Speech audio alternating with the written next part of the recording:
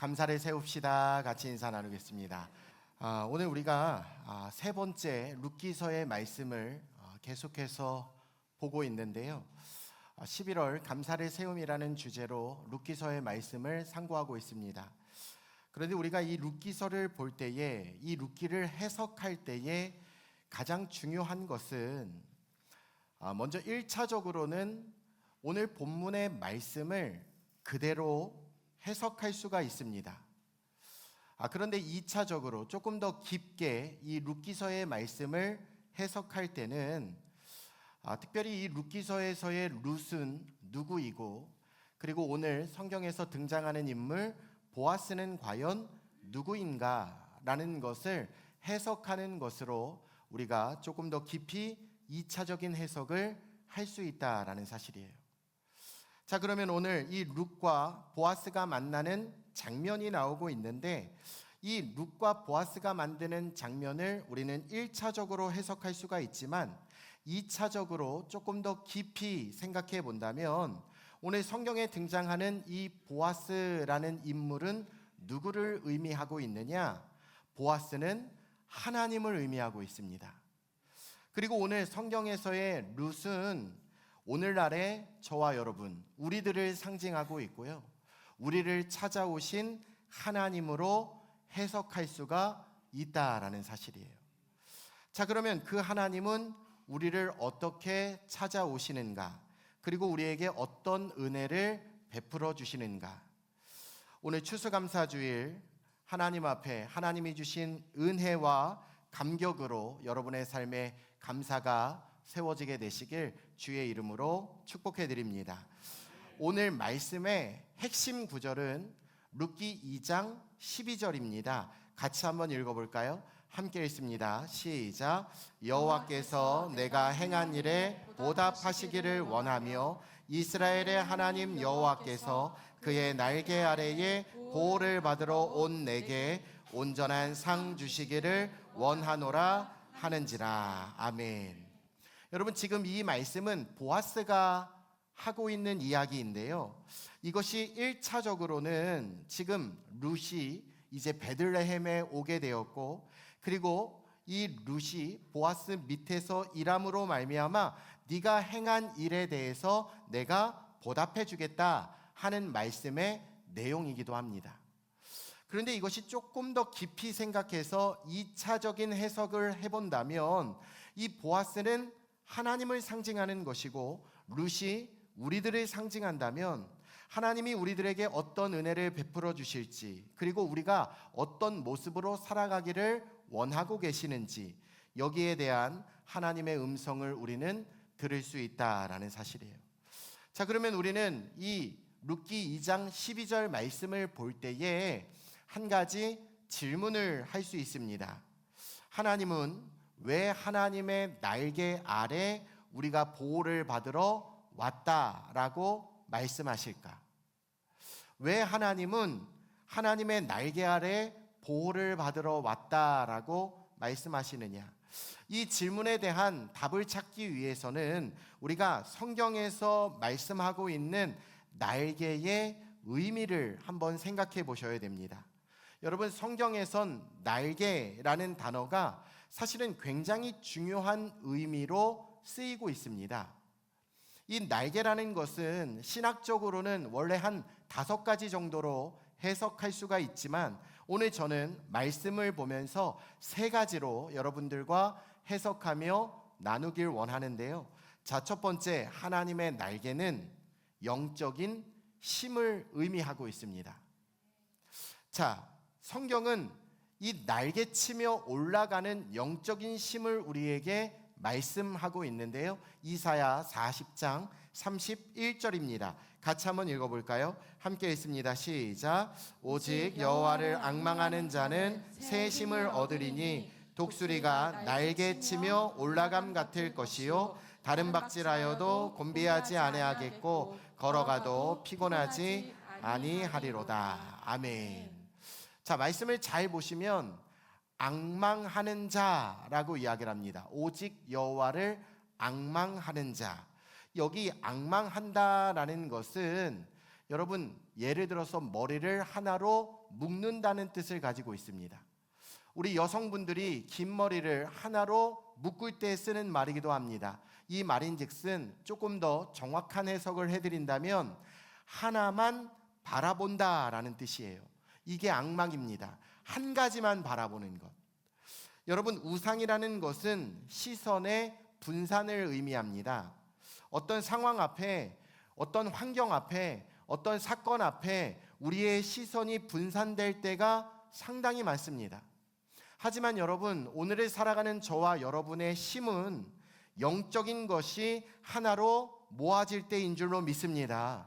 살아계신 하나님 한 분만 바라볼 때에, 그분을 앙망할 때에 비로소 우리는 새 힘을 얻게 된다라는 사실이죠. 여러분, 이것을 신앙생활에서도 참 많이 경험하지 않으십니까? 우리가 여호와를 앙망하지 않을 때는 우리의 삶에 많은 혼란이 있습니다. 많은 생각이 있습니다. 많은 어려움이 있습니다.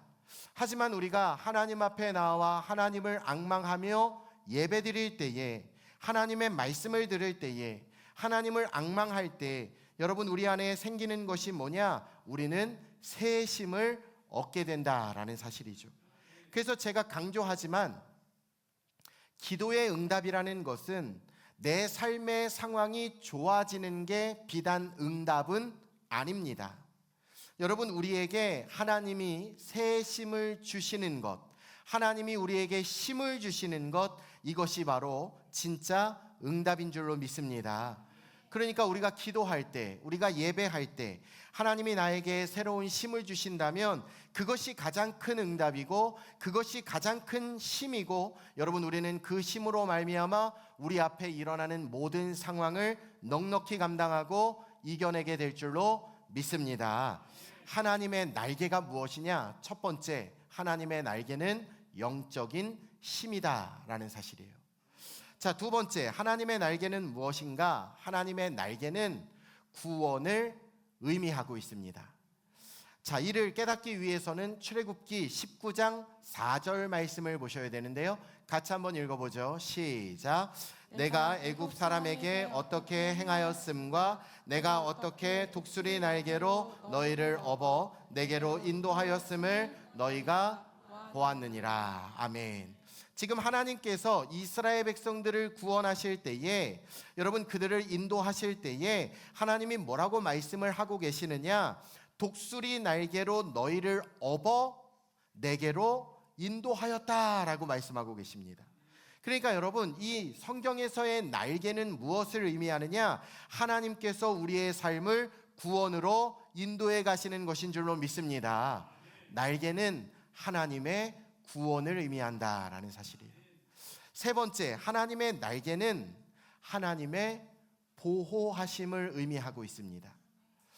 자, 이것이 바로 오늘 룻기 2장 12절 말씀인데요. 같이 한번 더 읽어볼까요? 함께 읽습니다. 시작.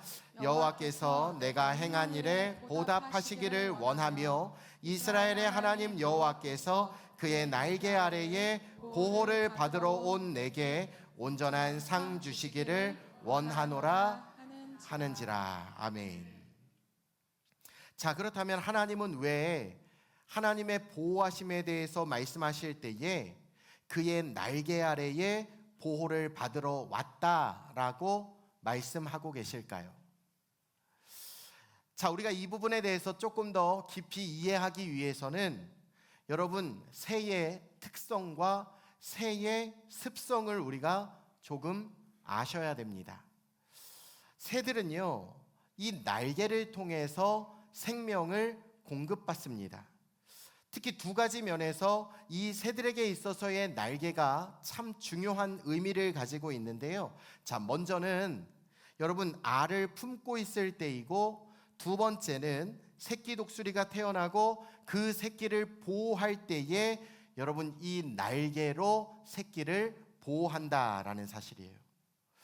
우리가 동물의 왕국이나 아니면 어떤 동물에 관련된 다큐멘터리를 보시면 특히 새들이요, 알을 품을 때는 여러분, 자신의 가슴털을 뽑아냅니다.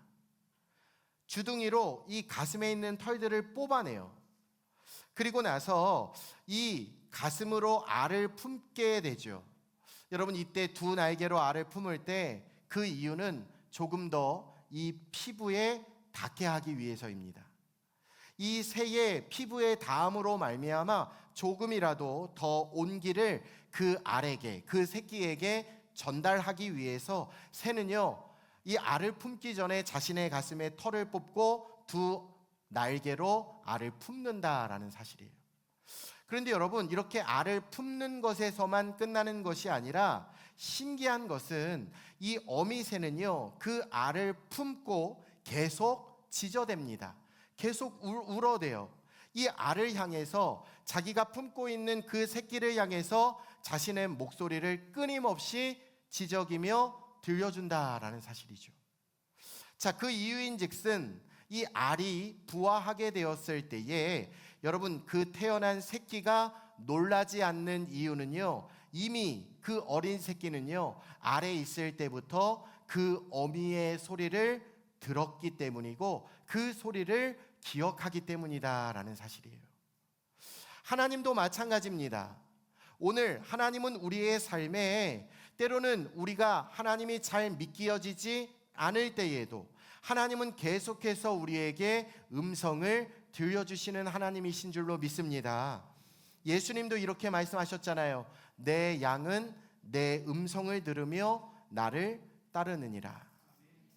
양들이 각자가 다 떨어져 있다 손치더라도 목자의 음성을 듣게 될 때에 자신이 그 목자에게, 자신의 목자에게 그 양이 찾아 나아가는 것처럼 하나님은 때로는 내가 믿음이 흔들릴 때에도, 때로는 내가 믿음이 약해졌을 때에도 끊임없이 하나님은 우리를 향해 하나님의 음성을 들려주시는 하나님이시다라는 사실이에요.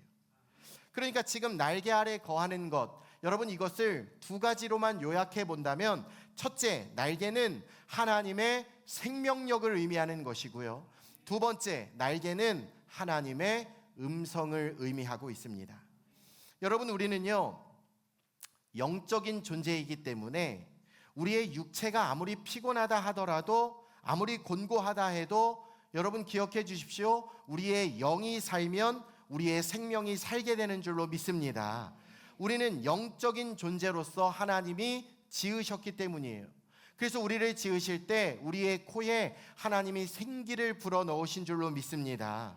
그런데 여러분, 우리의 영이 살 수 있는 방법은 하나님의 날개 아래 있어야 우리는 살게 되는 것인 줄로 믿습니다.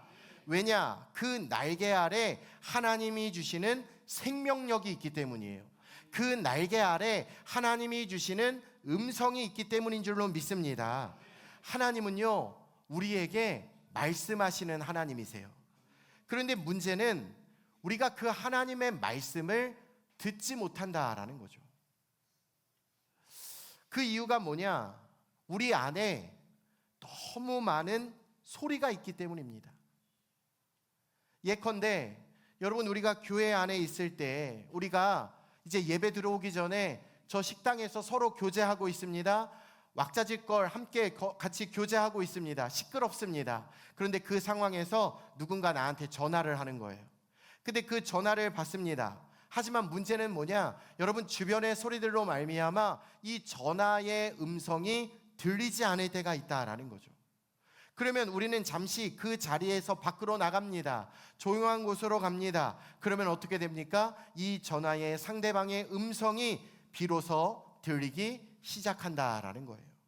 중요한 것은 상대방이 나에게 그 말을 하지 않는 것이 아닙니다. 음성을 들려주지 않는 게 아닙니다. 문제는 뭐냐? 내 주변에 너무 많은 소리들로 인해서 그 음성이 들리지 않았다라는 것이죠. 우리의 인생도, 우리의 신앙생활도 마찬가지입니다. 여러분, 우리의 삶에 하나님의 음성이 없는 것이 아닙니다. 그런데 그 음성이 내 안에 있는 너무 많은 소리들로 인해서 잘 들리지 않는다라는 거예요. 하지만 우리가 조금 더 하나님의 날개 아래로 나아갈 때에 여러분, 그때 우리는 선명한 하나님의 음성을 듣게 될 줄로 믿습니다. 시편 52편 22절 말씀에 보니까 같이 한번 읽어볼까요? 시작. 내 짐을 여호와께 맡기라. 그가 너를 붙드시고 의인의 요동함을 영원히 허락하지 아니하시리로다. 아멘. 여러분, 여기서 중요한 건 여호와께 맡기라라고 말씀하십니다. 자, 그러면 그때부터 시작되는 게 뭐냐? 그가 너를 붙드신다라고 말씀하신다는 것이죠. 할렐루야, 할렐루야. 그런데 여러분, 여기 여호와께 맡긴다라는 이 표현이 원어를 보면 하나로 고정한다라는 뜻을 가지고 있어요. 즉, 여호와께 맡긴다라는 것은 내 삶에 일어나는 상황, 내 삶에 일어나는 모든 환경 속에 내가 그것만 바라보고 그것을 끊임없이 묵상하고 있었던 그 모든 상황과 생각을 전부 다 내려놓고, 그 모든 소리를 다 내려놓고 하나로 고정하여 하나님께만 집중하고 묵상하기 시작하는 것, 이것이 바로 여호와께 맡기는 것인 줄로 믿습니다. 여러분, 우리가 맡긴다는 것은 하나님 앞에 어떤 소포를 만들어서 우리의 걱정도 집어넣고 근심도 집어넣고 우리의 앞날도 집어넣고 그렇게 포장해서 하나님 앞에 드린다, 이런 말이 아닙니다. 맡긴다는 것은 하나님 외에 다른 모든 것을 다 내려놓는다는 뜻이에요. 다 내려놓는다는 거예요. 모든 것을 다 내려놓고 하나님 한 분만 붙드는 것. 여러분, 그때 어떻게 되느냐? 의인의 요동함을 영원히 허락하지 아니하시리로다. 제가 이 부분에서 가장 은혜를 받고 감사했던 것은 영원히 허락하지 아니하신다라는 것이죠. 이 말씀의 뜻이 뭐냐면, 우리가 하나님 앞에 온전히 맡기는 상태가 되면 그 무엇도, 그 누구도 우리를 결코 흔들 수 없다라는 사실이에요. 절대로 요동하지 않는다라는 것입니다. 여러분, 이것이 영원히 허락하지 아니하신다라는 말씀의 의미인 줄로 믿습니다. 이 상태가 어떤 상태냐? 이 상태는요, 하나님이 인간을 지으셨을 때 그 첫 인간의 상태가 바로 이 상태다라는 거죠. 여러분, 첫 번째 인간 아담은 하나님 앞에 모든 것을 맡긴 채 살아갔습니다. 하나님 앞에 다 맡겼습니다. 아담의 인생의 모든 것은 하나님 한 분밖에 없었습니다. 그의 삶에 하나님이 주신 은혜를 누리는 것, 이것이 전부였습니다. 하나님이 주시는 만족함이 있었습니다. 그 어떤 것으로도 채우지 않는 영적으로 충만한 상태였다라는 것이죠. 이것이 하나님께 맡기는 상태입니다. 여러분, 이 상태가 오늘 우리가 누려야 할 생명인 줄로 믿습니다. 이 생명을 누리게 되면 우리는 흔들리지 않습니다. 요동하지 않는다라는 사실이에요. 우리가 지난주 추수감사 저녁 특별 예배를 통해서 함께 생각하고 나누었지만 시편 57편 1절 말씀을 보면 다윗이 뭐라고 고백하느냐? 이렇게 고백합니다. 함께 읽어보죠. 시작. 하나님이여 내게 은혜를 베푸소서, 내게 은혜를 베푸소서. 내 영혼이 주께로 피하되 주의 날개 그늘 아래에서 이 재앙들이 지나가기까지 피하리이다. 아멘. 다윗은 지금 내 영혼이 주님께 피합니다라고 고백하고 있어요. 그런 의미에서 여러분 기억해 주십시오. 우리의 영은, 우리의 영혼은 피할 곳이 있으셔야 돼요. 우리의 영은 뭔가 채워지지 않으면 늘 공허함을 느끼게 됩니다. 그래서 여러분, 우리 인간이 창조된 그 원형의 모습을 보면 우리는 하나님으로 온전히 채워져 있었다라는 거죠. 하나님께 온전히 맡기는 상태였다라는 거예요. 우리가 하나님으로 온전히 채워지지 않으면 나타나는 현상이 뭐냐? 목마르게 되어 있습니다. 갈증을 느끼게 됩니다. 그래서 여러분, 우리가 힘들어지잖아요. 많이 공고해지잖아요. 그러면 나도 모르게 어떻게 이야기를 하느냐? 하나님의 은혜를 받고 싶다. 하나님께 은혜를 얻고 싶다. 여러분, 여기 은혜를 얻고 싶다라는 것은 내 영이 지금 고갈되었고 갈급한 상태임을 반증하는 거다라는 사실이에요. 제가 언젠가 말씀드린 것처럼 우리의 영은 하나님의 영으로부터 왔기 때문에, 하나님의 생기를 우리에게 불어넣으셨기 때문에 우리의 영은 끊임없이 하나님께 되돌아가는 것을 원하고 있습니다. 하나님께 되돌아갈 때 가장 안전하고 편안한 상태가 된다라는 거예요. 하나님의 은혜가 우리의 삶에 채워지지 않으면 갈급증이 생깁니다. 목마를 수밖에 없습니다. 그래서 우리는 피할 곳이 있으셔야 돼요. 근데 여러분, 이 피할 곳이 어디다라고 이야기를 하느냐? 오늘 본문을 보니까 하나님이 우리에게 말씀하시는 것은 주의 날개 아래다라고 말씀하시는 거예요. 우리의 영이 하나님께로 돌아가서 그 날개 아래 안식하게 되는 상태, 그 상태가 오늘 다윗이 시편 57편을 통해서 하나님 앞에 고백하는 여러분 날개 아래였는 줄로 믿습니다.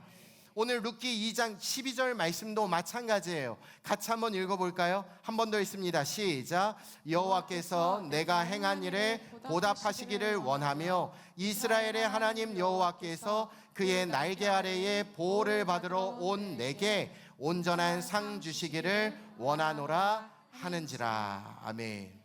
자, 주의 날개 아래에 보호를 받으면 우리는 생명을 얻게 될 줄로 믿습니다. 하나님의 음성을 듣게 될 줄로 믿습니다. 그리고 성경은 이렇게 이야기합니다. 온전한 상 주시기를 원하노라. 자, 그러면 여기서 말씀하고 있는 이 온전한 상은 과연 무엇을 의미할까요? 저는요, 이렇게 여호와의 날개 아래 보호를 받고 하나님이 상 주신다라는 이 히브리어 말씀을 가장 비슷한 헬라어로 과연 어떤 것이 있는지 계속 찾아봤습니다. 주석을 찾아봤어요. 똑같진 않지만 여러분, 오늘 이 룻기 2장 12절과 가장 가까운 구절의 말씀은 바로 고린도전서 10장 13절 말씀이었습니다. 같이 한번 읽어볼까요? 함께 읽습니다. 시작. 사람이 감당할 시험 밖에는 너희가 당한 것이 없나니 오직 하나님은 미쁘사 너희가 감당하지 못할 시험 당함을 허락하지 아니하시고 시험 당할 즈음에 또한 피할 길을 내사 너희로 능히 감당하게 하시느니라. 아멘. 여러분, 여기에서 너희로 능히 감당하게 하신다라는 이 말씀은 여호와의 날개 아래 보호를 받는다라는 이 말씀과 아주 유사한 말씀입니다. 그러면서 우리에게 주실 온전한 상, 그 상은 뭐냐? 여러분, 이 온전한 상이라는 단어는 피할 길을 내사라는 단어와 아주 유사한 단어예요. 중요한 건 이 피할 길을 내사라는 이 단어는 내가 도망할 만한, 내가 피할 만한 어떤 길을 하나님이 열어주시고 어떤 구멍을 만들어 주신다라는 뜻이 아닙니다. 여러분, 여기에서 말씀하는 피할 길은 헬라어로 엑바시스라는 단어인데요, 이 엑바시스라는 말은 포위망을 뚫고 나간다라는 뜻을 가지고 있어요. 포위망을 뚫고 나가는 것, 이것이 바로 피할 길이다라는 사실이었죠. 자, 그러면 우리는 어떻게 포위망을 뚫고 나갈 수 있을까? 중요한 건 하나님은 내가 도망할 길을 만들어 주시는 게 아니라 포위망을 뚫고 나가게 하십니다. 그러면 왜 하나님이 포위망을 뚫고 나가게 하시느냐? 곰곰이 생각해 봤어요. 여러분, 사람이 언제 가장 약해질까요? 돈이 없을 때요? 어떤 큰 문제와 시험거리를 만나게 되었을 때요? 아니요, 그게 아니에요. 사람이 가장 약해질 때는 자기만의 생각에 사로잡힐 때입니다. 여러분, 우리의 생각은 포위성을 가지고 있어요. 그래서 내 안에 생각이 많아지시잖아요? 그러면 그 생각이 나를 완전히 잠식시켜 버립니다. 그 생각에 둘러싸이는 거예요. 포위당하는 거예요. 아, 어떻게 하지? 아, 큰일 났네. 아, 내가 뭘 해야 되지? 아, 이렇게 하면 될까? 저렇게 하면 될까? 아, 이렇게 한번 해볼까? 여러분, 이때가 실은 우리 사람이 가장 약해질 때예요. 자기만의 생각에 포위당하여 둘러싸이게 되었을 때. 그런데 여러분, 오늘 성경은 우리에게 뭐라고 하시느냐? 사람은 그 모든 포위, 그 모든 시험의 때에 사람이 도망갈 길을 내사가 아닙니다. 사람이 다른 구멍을 찾아서가 아닙니다. 여러분, 오늘 ek바시스입니다. 이 말씀인즉슨 나를 둘러싸고 있는 생각, 나를 약하게 만드는 모든 이야기, 그 모든 상황에 하나님은 뚫고 지나가게 하시는 하나님이시다라는 사실이었어요. 할렐루야. 여러분, 하나님의 날개 아래 거하는 자는 내 안에 나를 포위하고 있는 그 모든 생각, 나를 잠식시켜버리는 그 모든 기준, 다른 사람의 이야기, 가장 약해진 내 영혼의 상태에서 여러분 주의 날개 아래 거하시잖아요. ek바시스, 그 여러분의 삶의 포위망을 뚫고 나가게 하는 줄로 믿습니다. 이것이 하나님이 우리에게 주시는 상이다라는 사실이에요. 이게 하나님이 나에게 주시는 상입니다. 여러분, 우리가 가장 강해지는 때가 언제일까요? 가장 강해지는 때, 로또 복권에 당첨됐을 때일까요? 돈을 많이 벌었을 때일까요? 내가 원하는 자리에 올라갔을 때일까요? 내가 원하는 바가 이루어졌을 때 우리는 가장 강해질까요? 아니요. 그렇지 않습니다. 우리가 가장 강해지는 그때는 하나님이 주시는 말씀에 사로잡힐 때인 줄로 믿습니다.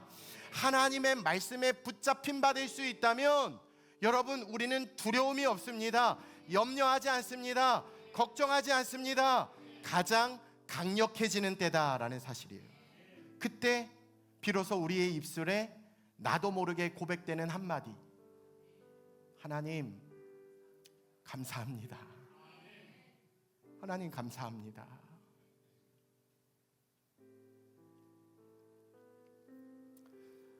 우리의 예배는 하나님의 날개 아래 거하는 시간입니다. 그게 예배예요. 그래서 우리의 예배에는 하나님이 우리에게 주신 생명력이 있습니다. 우리의 예배에는 하나님이 우리에게 주시는 하나님의 음성, 하나님의 말씀이 있는 시간이다라는 거죠. 우리는 그 하나님의 말씀을 듣고 하나님 주시는 생명력으로 말미암아 우리는 다시 회복되는 줄로 믿습니다. 하나님의 말씀이 충만하면 다른 소리가 내 귓가에 들려오지 않습니다. 내가 뭘 어떻게 해야 되는지, 내가 어떻게 가야 할지를 하나님이 나에게 말씀해 주시기 때문이죠. 하나님의 생명력, 하나님의 음성이 있는 주의 날개 아래 거하심으로 말미암아 ek바시스, 여러분의 생각의 둘레에서 벗어나시고 뚫고 나오시고 하나님의 말씀을 따라가시며 온전히 하나님께 감사합니다 하나님, 감사합니다 하나님, 그리 아니하실지라도, 그리 하실지라도 나의 범사는 하나님의 은혜입니다. 하나님 감사합니다. 하나님의 날개 아래에서 주님 주실 상 ek바시스, 모든 시험의 문제를 뚫고 나아가 주 안에 승리함으로 감사를 하나님 앞에 날마다 고백하는 사랑하는 주님의 몸된 교회, 우리 금천중앙 침례교회가 되시길 우리 주 예수님 이름으로 축원해 드립니다.